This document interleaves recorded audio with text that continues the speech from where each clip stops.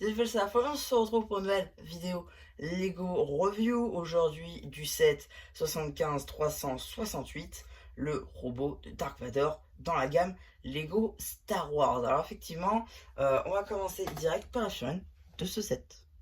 Et donc ici, la seule unique figurine du set, Dark Vador, trouve notamment dans cette configuration exactement dans la salle du trône de l'Empereur, ou encore plus récemment dans le magazine spécial 25 ans de Lego Star Wars. En tout cas, cette figurine n'est pas du tout exclusive. Néanmoins, on a quand même donc le casque de Dark Vador en deux pièces, hein, on va le voir un petit peu après, qui est déjà apparu dans moult figurines, non pas seulement cette version, parce qu'il y a de la tête par contre, c'est assez récent avec la salle du trône justement, du torse, surtout les bras imprimés qui sont plutôt neufs.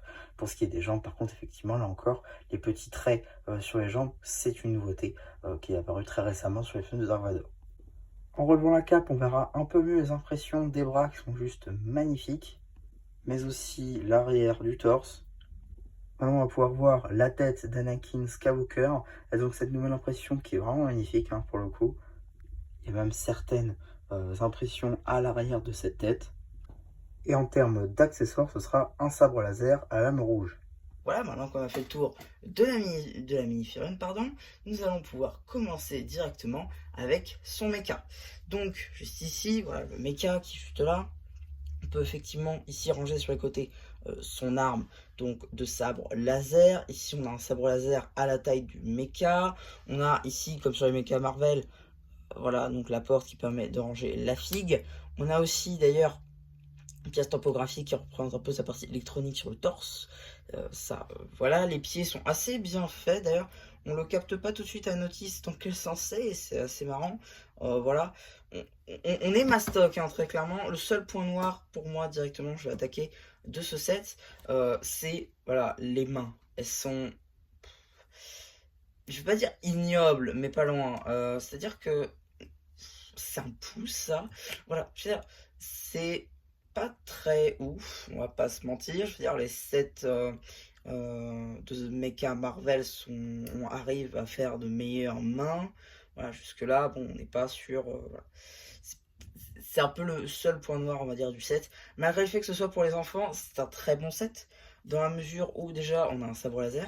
Et ensuite, on peut avoir Dark Vador pour un prix si bas, c'est pas dans tous les sets. Je veux dire, c'est pas pour rien que si un jour Lego et Blue Chain sortent un magazine Star Wars avec Dark Vador dedans, il va se vendre comme des petits pains. Voilà, c'est pas pour rien.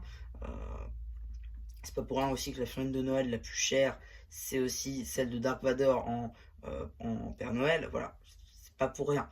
Donc, effectivement, aussi, on va continuer sur ce mecha. Il est fait d'un bloc, hein, contrairement au mecha Marvel, il ne peut pas tourner sur lui-même. Bon, c'est un petit peu dommage là-dessus aussi. Mais sinon, il est articulé de partout, c'est pas mal. On a une nouvelle pièce ici de bras. Voilà. Bon, c'est assez simple, encore une fois, hein. C'est un set qui est pour le coup assez simple et qui est fait pour des enfants, pour le jeu. Il n'est pas fait réellement pour l'exposition. Et c'est un peu aussi l'autre point noir de ce set, c'est qu'il ne conviendra pas tout le monde, sauf pour sa figurine qui pour le coup permet de choper un Dark Vador au bras imprimé à moindre coût.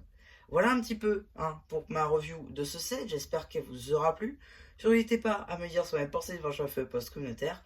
Et voilà, du coup c'était un plu qui vous dit bye bye.